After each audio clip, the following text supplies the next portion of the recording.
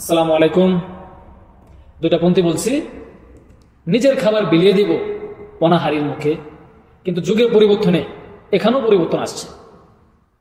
অন্যের খাবার ছিনিয়ে নিব আমার এই মুখে।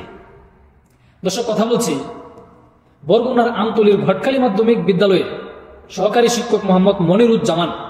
তিনি অভিযোগ করে বলছে তার জমির ধান রাতের আধারে কেটে নিয়েছে বিএনপির এক নেতা। কে এই নেতা?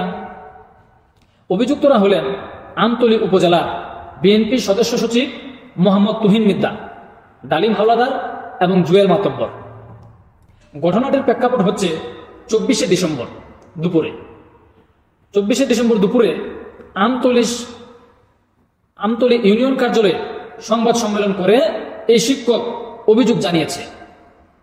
সংবাদ সম্মেলনে তিনি লিখিত বক্তব্যে বলেছেন, উপজেলার চৌরা ইউনিয়নের পাতাকাটা গ্রামে বাবা মায়ের 4.8 একর জমি তার রয়েছে।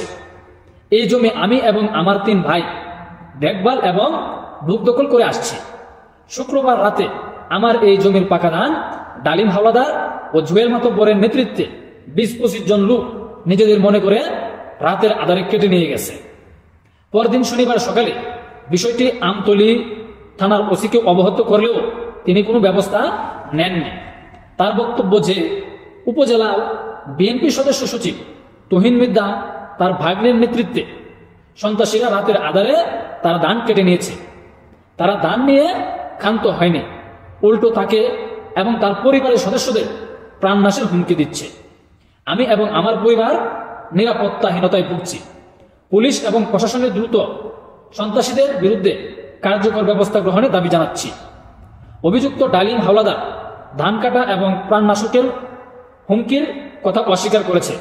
ওসি সাহেব বলছেন, অভিযোগ পেলে আইনগত ব্যবস্থা নেওয়া হবে। তো অভিযুক্ত পেলেন, আইনগত ব্যবস্থা নেন, কিন্তু বর্তমানে পুলিশও কিন্তু আইনগত ব্যবস্থা নিচ্ছে না। কেন নিচ্ছে না? এই যে এই দলটা, বিএনপির এই দলটা কিন্তু আপকামিং ক্ষমতায় আসতেছে। কিন্তু ক্ষমতায় আসলেই কি, বিএনপির যে বস, বিএনপি দলের যে একটা বস জনাব তারেক রহমান, তিনি কিন্তু বলছেন যে বিএনপির নাম ভাঙিয়ে যদি চুরি, ছিনতাইকারী, লুটপাট, দখলদারি চলে তাহলে কাউকেই ছাড় দেওয়া হবে না। তো নেন, তো অ্যাকশন নেন। আমি পুলিশ বাহিনীর উদ্দেশ্য করে বলছি, অ্যাকশন নেন। অভিযোগ পেলে যেহেতু আপনারা ব্যবস্থা নেবেন, ব্যবস্থা গ্রহণ করেন। আর তারা যদি আপকামিং ক্ষমতায় আসে তো কি হয়েছে?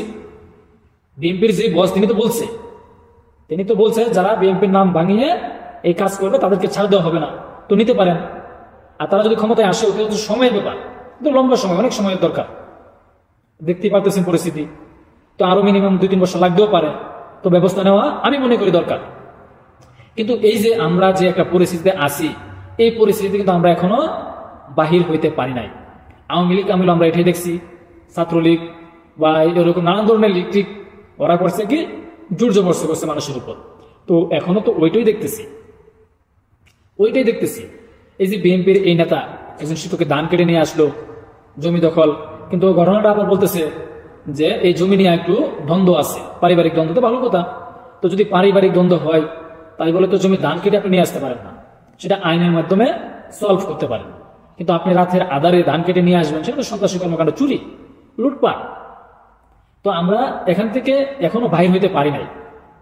তো আমি বিএনপির নেতাকে আকর্ষণ করছি যে এখান থেকে বাহির হন, দেশটাকে একটা স্থিতিশীল রাখার জন্য এখান থেকে বাহির হন। কিন্তু আপনারা তো এই যে লুটপাট শুরু করছেন, বর্তমানে বিএনপির 95% পোলাপানি কিন্তু এসব চাঁদাবাজি, সন্ত্রাসী কর্মকাণ্ডের সাথে জড়িত। তো যাই হোক, ওসি এবং সরকার কি পদক্ষেপ নেয়, বা বিএনপির নাম যেহেতু এখানে উল্লেখ হয়েছে, বিএনপির সংগঠন থেকে বিএনপি কি এক পদক্ষেপ নেয় দেখা যাক। আসসালামু আলাইকুম।